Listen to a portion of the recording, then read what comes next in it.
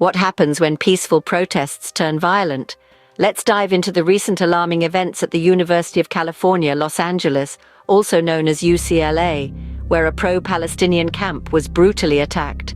It was an ordinary day at UCLA, with students and activists gathering to express their solidarity with Palestinians and protest against Israel's actions in Gaza.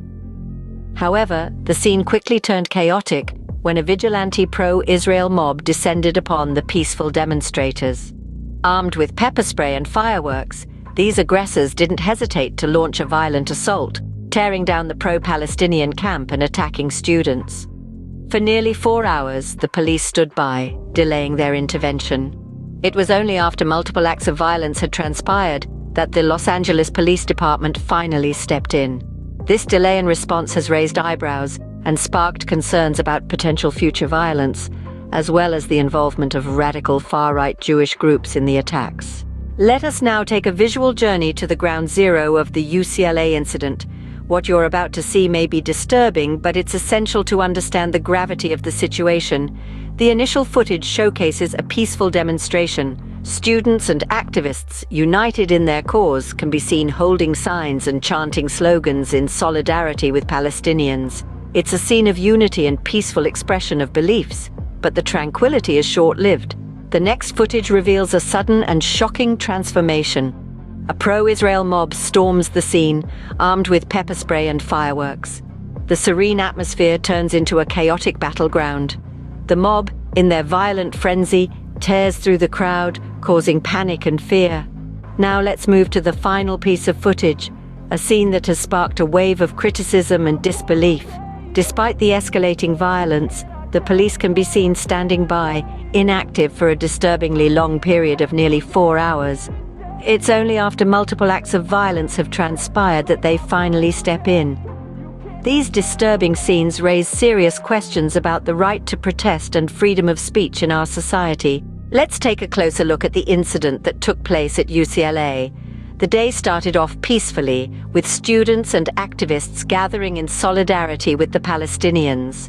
The footage we have shows students holding signs, chanting slogans, and expressing their beliefs in a non-violent manner.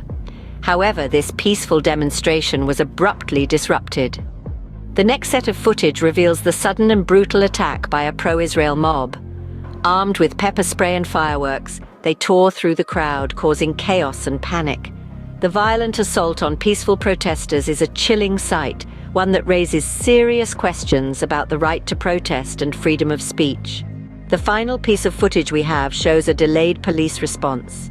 Despite the escalating violence, the police stood by for nearly 4 hours before stepping in.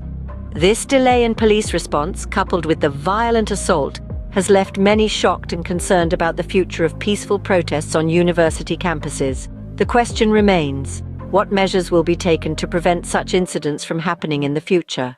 But UCLA wasn't the only campus to witness such distressing scenes. Similar clashes were reported from Columbia University and the City College of New York, pointing towards a disturbing nationwide trend. At Columbia University, the situation escalated to a point where mass arrests were made. The protests, at their core, are a demand for universities to divest from Israel. However, they've been met with heavy criticism and crackdown under the guise of public safety and accusations of anti-Semitism. The United Nations Special Rapporteur on the occupied Palestinian territory condemned the police actions at US universities.